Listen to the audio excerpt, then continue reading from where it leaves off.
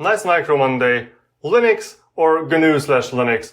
So, since a few weeks ago when Brody published this video about should you say GNU/Linux, and his opinion is probably not, the discussion around this naming issue, or kind of naming issue, whether we should talk about Linux or GNU/Linux, has been reignited on the Linux enthusiast crowd on the internet. And after reading a few people's posts and a few people's comments, I made my own contribution, writing kind of a long-winded essay on the topic. And you can see that this actually did not get downvoted to oblivion, so I guess I made a better job expressing myself here. And basically my point is that in general, when we are talking about Linux versus GNU/Linux, in a lot of cases we are not actually talking about what the name of something is. We are actually having this kind of naming debate because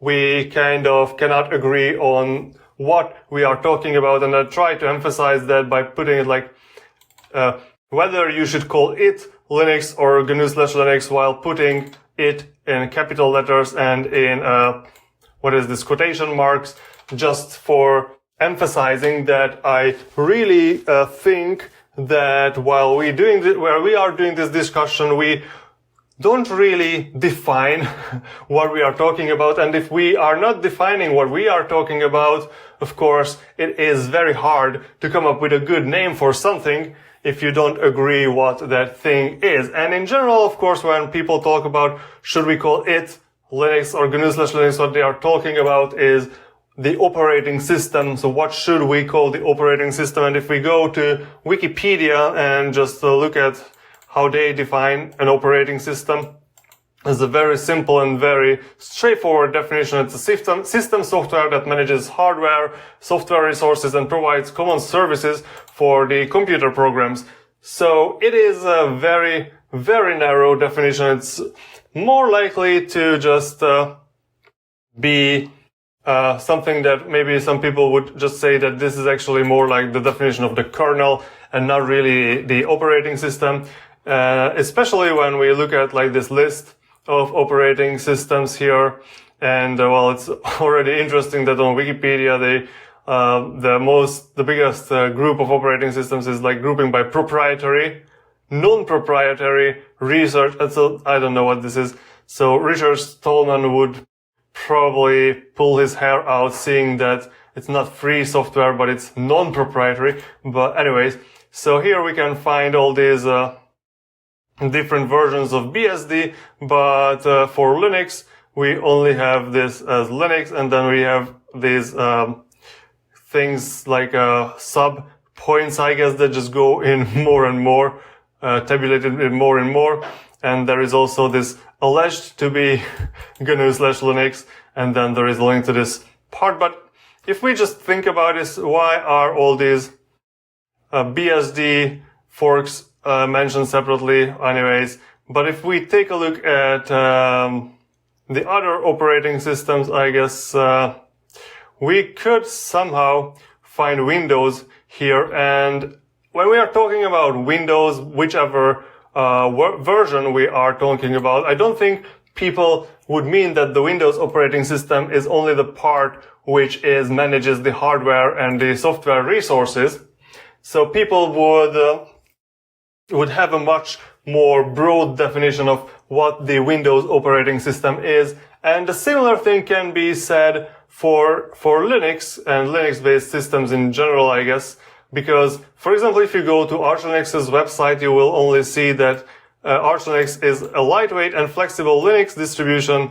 But if you go to Debian's homepage, you will find that Debian is the universal operating system, whatever that means. So some people will use the operating system as an expression in a very different meaning than others. And I think this is kind of what behind this naming controversy in some cases.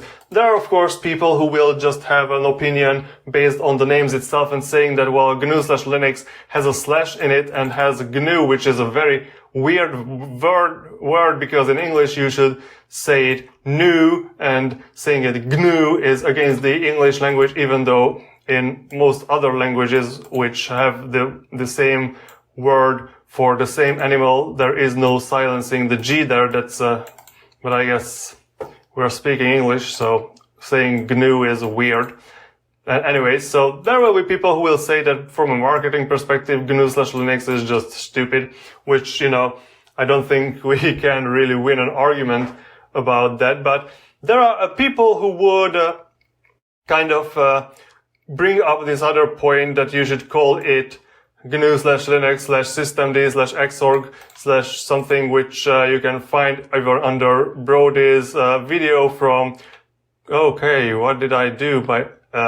Sorry, let me go down here, by Chris Titus Tech. I'm going around correcting them. Actually, it's GNU/systemd/xorg/Linux. So this is a kind of, you know, the trolling part, I guess, so why do you just call it GNU/Linux when we also have systemd and xorg and other things too? But in general, so we have to consider what the project goals are, and my argument was here that because the Linux operating system, or when developing Linux, the goal was to create an operating system that is a Unix-like operating system. It kind of made sense to include things that make it Unix-like, and the things that make it Unix-like were the things mostly provided by the GNU project, and we can even see that on Arch Linux you can have, so if I go, for example, you have the command that will, I don't know, list your directory, or, you know, whatever, and you can go to the manual page for this ls, and if you go to the bottom here, you will see this is part of GNU core utils. But not everything is. So if you see the manual for the cd command for changing directory, you will find that this was made by the IEEE, the open group, I guess, based on the kind of the POSIX specifications. But other programs like the grep, everyone likes some grep, that's going to be from the GNU project. chmod is, yeah, it's also GNU core utils. You can see it down there. What else? What about the clear command? Yeah, I don't know. Who made the clear command? I guess we won't figure out this from the manual, but we can say manual. Who made the manual? Well, it's also not GNU. So you can see there are certain commands which are coming from the GNU core utilities. There are certain commands that are coming from somewhere else. So in general, you could say like that the most important ones maybe like because the project that started it all to make a free software alternative to Unix that operates in a similar way, in a POSIX compliant way. That's why these parts are, this kind of GNU core utils are more integral parts of the operating system than like systemd. And even we can argue that more of the actually working Linux distributions will be using the GNU core utils than they will use the systemd in its system. So we can make an argument that systemd is less of an important part than GNU, even though we have non-GNU Linux distributions.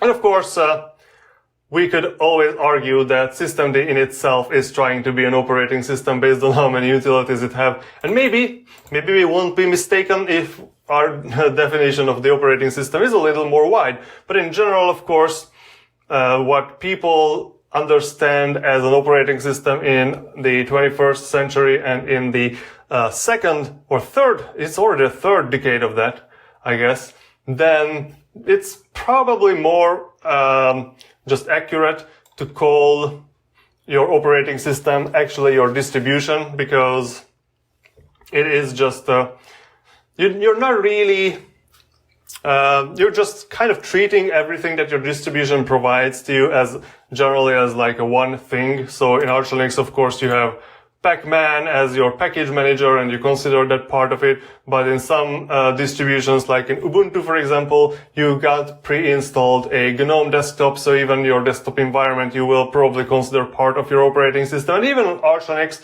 where you install whatever user interface you want. So I am using DWM. Should I consider DWM as part of my operating system?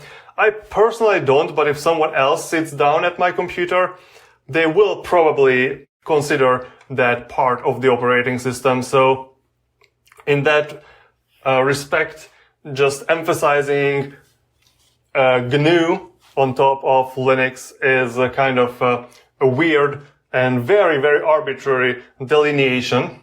And I agree to the point that someone recently told me in one of my streams in the chat that they just don't like calling it GNU/Linux because basically you could swap out the GNU core utilities to anything else that's POSIX compliant and no one would notice. While if you would switch out the Linux kernel to some other kernel, like maybe a BSD kernel, while you could probably, if someone's Linux setup is containing only free software applications and maybe they don't have systemd, because systemd I don't think works with BSD at the moment.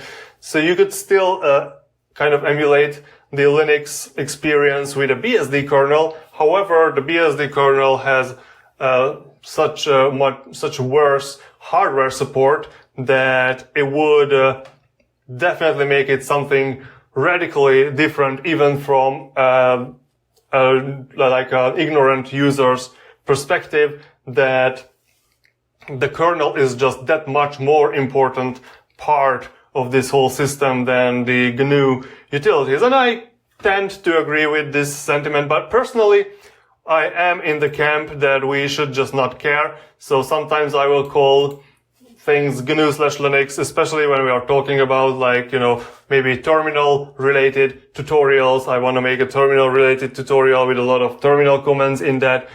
Maybe it makes sense to call it like a GNU/Linux tutorial because we are using the GNU utilities in that case much more. But maybe if you are just talking about very generally about operating systems, you can say that Linux, but I am personally more inclined to just say that Linux-based systems because, well, yeah, no one uses just Linux. Everyone uses a system with Linux on it. So for me, that's kind of the best way to express in a general way is something is available for Linux. That's kind of, iffy because it may be only available for Debian or Ubuntu, but in general, maybe you could say that you could get this software for Linux-based systems because it is free software. You can compile it against whatever libraries you have. And, if you have the proper dependencies, which are always also available for the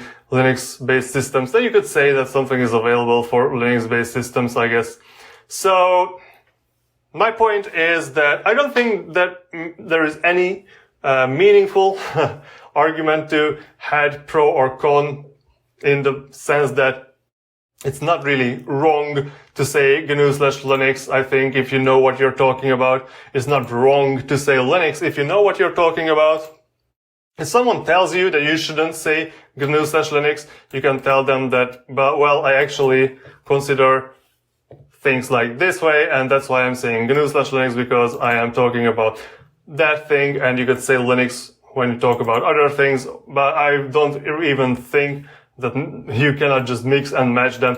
What thing is true and which is a thing that I generally like to bring up is that these names are generally trademarks. So Arch Linux is a trademark, and you can see that Linux itself is a registered trademark. Debian is a trademark. So when we are talking about what's called what, it's generally a good point of reference who trademark what name for what thing. And I don't think that anyone can and will ever trademark GNU/Linux. So there is, this is something that we can just say whenever and however we want it.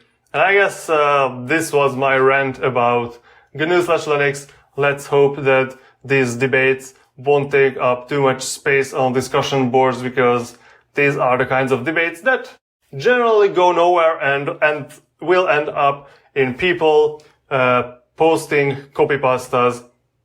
So, and that's, if you could post a copypasta on something, you already lost the debate. And when your opponent also posts a copypasta, then the debate have been lost by everyone and no one wins. And this is the end of this video. And, yeah, bye.